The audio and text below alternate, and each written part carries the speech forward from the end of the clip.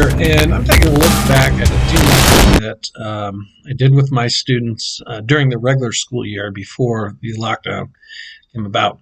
And these do nows were all aimed at improving mini SAT scores, which were kind of practice tests for the big SAT in the school, which because of this year didn't happen, but moving forward, the SAT is probably going to be back. I mean, I think colleges are still going to use it.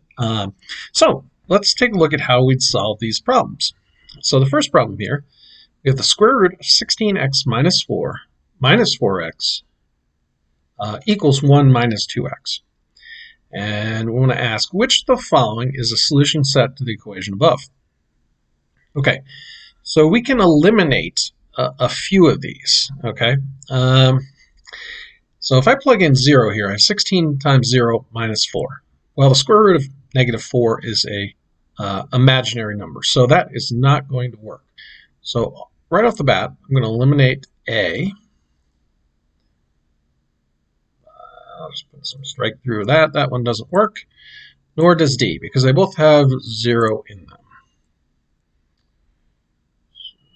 Strike through there. Okay. Then we've got 0.5 and 2.5. So we should try 0.5, so or a half. Okay, so let's go down here and insert an equation.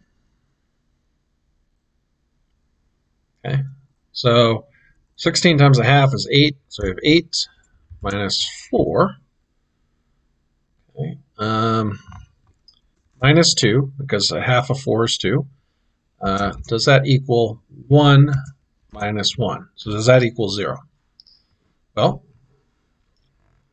let's work it out, okay? We'll do another equation. So we're going to get square root of 4. Oops.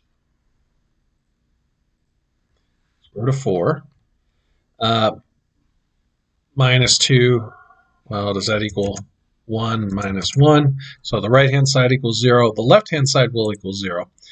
So in this case, 0.5 does work, so we can't eliminate anything. Well, let's try 2.5. Okay, so we'll start a new equation. Okay. So 16 times 2.5 is going to be 24. Okay, and then we have minus 4. And, well, 24 minus 4 is 20. Square root of 20 is not a whole number. And we're going to get a whole number here because 2 times 2.5 is going to be 5. So we're going to get negative 4 here. So this is not going to give me, this square root of 20 is going to be 2 times the square root of 5. So it's going to be an irrational number. So it's not going to work out. So C here is not going to work out, meaning that this one is going to be my correct solution. And that green is not that visible. Let's make it a little bit darker green. So B is the solution that we want. Okay, let's move on to the second one. So the second one, we have two functions, and h of x is composed of f of x. It has a f of x in it. And we want to find h of negative 1. So my step for doing this is going to be to find f of negative 1 first.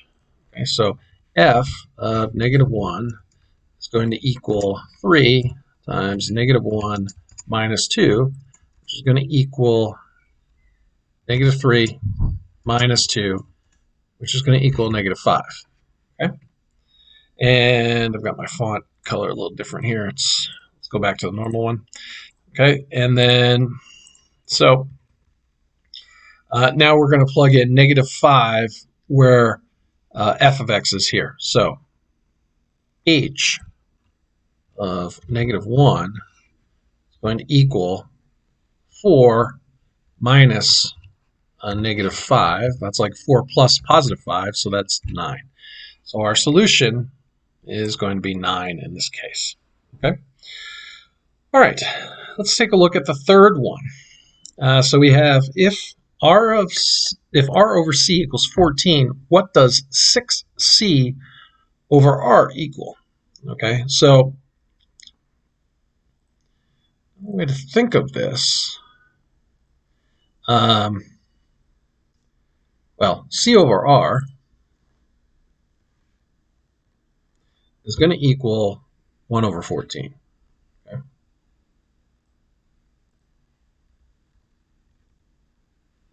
Okay, so 6 times 1 over 14 is going to be 6/14, which is going to be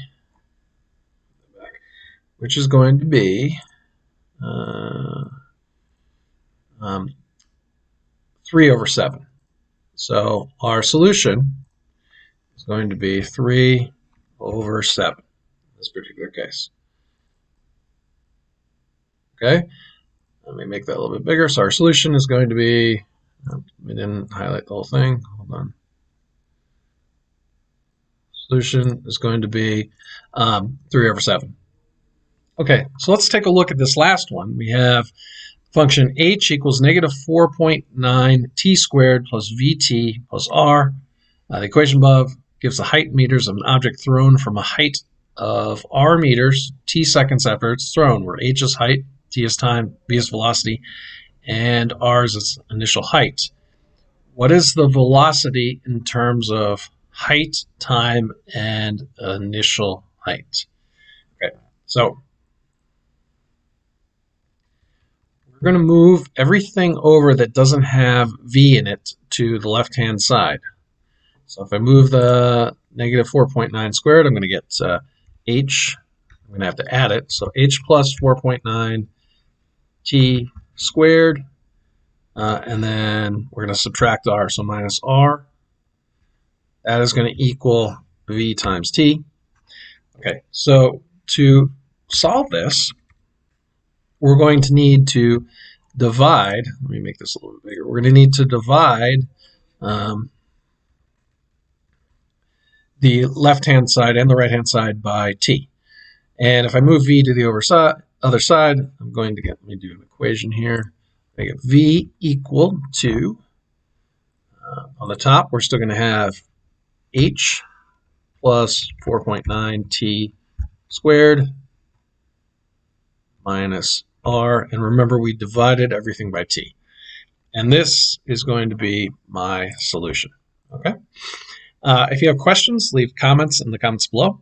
Otherwise, if you're a student, check out my website that's more aimed at students. That's mrunkert.com. If you're a teacher and would like to check out the free or paid worksheets that I offer through Teacher Paid Teachers, I'll leave a link to that in the description. And finally, if you like this video, please leave a like and subscribe, as it really helps the channel. Have a great day. Bye.